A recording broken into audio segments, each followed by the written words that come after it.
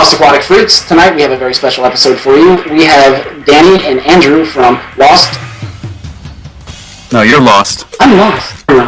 Andy, I think we need to have like a signature hand thing. Like just you.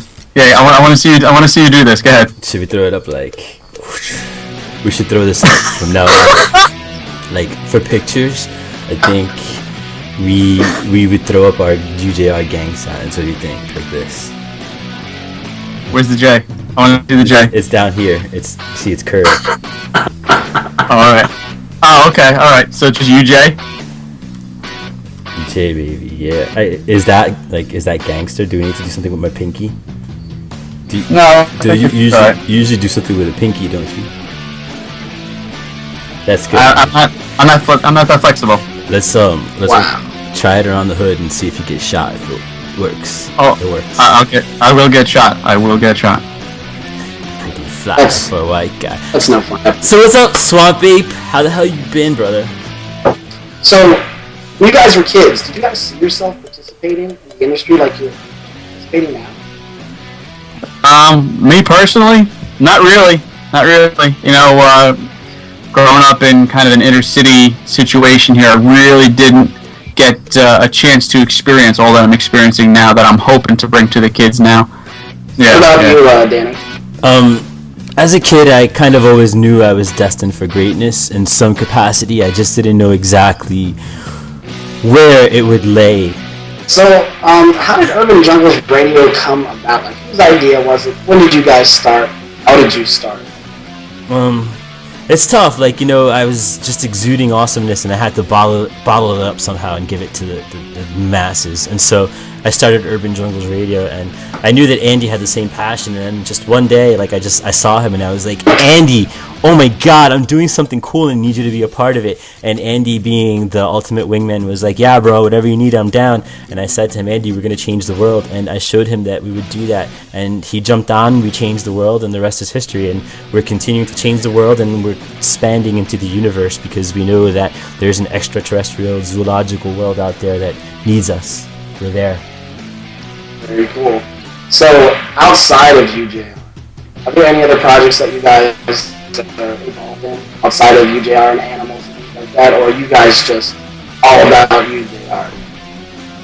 Andy, you want to answer anything before I take over? No, you're doing a fantastic job, man. You are just on all cylinders right now.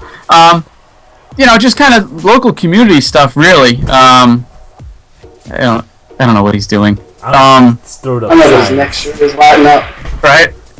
So, like I said, I work professionally in the zoological world, and I play and party in the zoological world.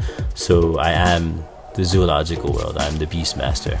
You know, the two edges of the razor. We're gonna bring the hardcore love for reptiles and animals in general, and then we're also gonna bring the fun, and we're gonna lay it down, and we're gonna do it like nobody else. So as a result, we've been lucky enough to go to some really great places. Most recently, we came back from Tinley, and I'm still recovering from Tinley actually myself. It's been quite an experience. Just when we thought we had a grip on what was going to happen there, and we planned for the most absurd things possible, we very delightfully surprise ourselves with having a better time and even more absurdity than we originally planned for. And I mean, as far as packing our bags, we basically try to get past TSA with as much as we possibly can without getting pat downs.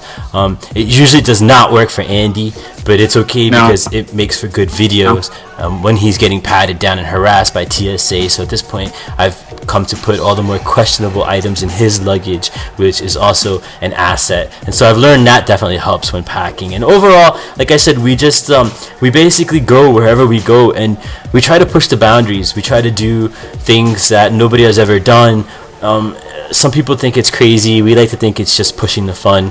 We try to find the most effective way. It's a fight. It's a daily fight and a daily struggle, whether it's keeping reptiles, keeping fish, keeping animals alive out in the wild. It's a daily struggle and daily fight. So we try to figure out a way to just go, get in there, and rip out that jugular vein and yank it out so there's no more fight right away, first shot. So we get in there. We want to be the most effective possible organization to, you know, make a difference. And that's what we're doing. You know, just like this month now, we're actually thinking of some cool idea, and I guess we could talk about it because I think I'm going to do it. We're talking about Go for it. We're talking about face froze for rhinos. I mean, it sounds stupid, but there's a guy who recently made the news for sending his toenails and fingernails to the Chinese government to show them, basically, or to express that there's no difference between that and rhino horns, which are both made out of the same material. So really, yeah, it's all that's fantastic. It's all keratin. It's basically keratin. It's what's in your fingers and what's in your hair. So what we're doing now, starting for the month of November, we're encouraging our jungle junkies, mostly male, but females are not out of this. But we're encouraging, absolutely. We're encouraging our jungle junkies to grow a beard for the month of November, and then shave it off at the end of the month, and then mail it to the Chinese government. We'll provide all the address and all the necessary information to just basically inundate them with thousands of people's facial hair and nails, fingernails, and to really drive a point home to them that they need to stop, you know, the whole, they need to at least start regulating the entire blatant disregard and use of rhino horn in China, which is the biggest consumer of it, where it's thought to be everything from, you know, a sedative to an aphrodisiac. So, like, you know, we're trying to make waves every way we can, and you know, that's one of the ways we're doing it. So, face froze for rhinos, do it. We'll check out. I think I'll take up on that. Yeah. Our demographic at the moment is mainly male. Since we are trying to reach female followers, what does your demographic look like currently? You know, men versus female. We got a lot of chicks, man. Yeah, chicks, man. No, I'd say it's a mixed crowd. I would definitely say it's a mixed crowd. You don't think so? Nah, I think we got more women than men. You think so? Yeah. I think it's you guys don't have like stats you can check. It's because it's you, right? It's because it's you. I didn't want to say it, Andy, but you know. Yeah, well, you know, I gotta feed that ego somehow. You know, just because the woman or a woman is not, you know, handling a monitor or handling a berm doesn't mean she's not contributing. I think that's important. I'll say this, and I don't care if you get mad, but women make better animal keepers than men. It's a fact.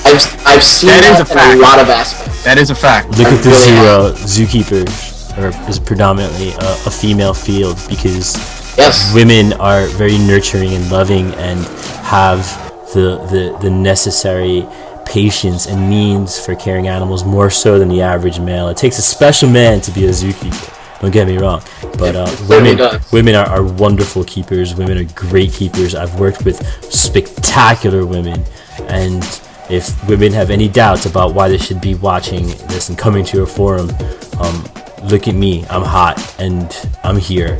So there's something for everybody in the urban jungles radio world and the zoological world as a whole. No, I can't have thunder on that. I mean, come on. Fact. So you know, we'll start with Andrew. What do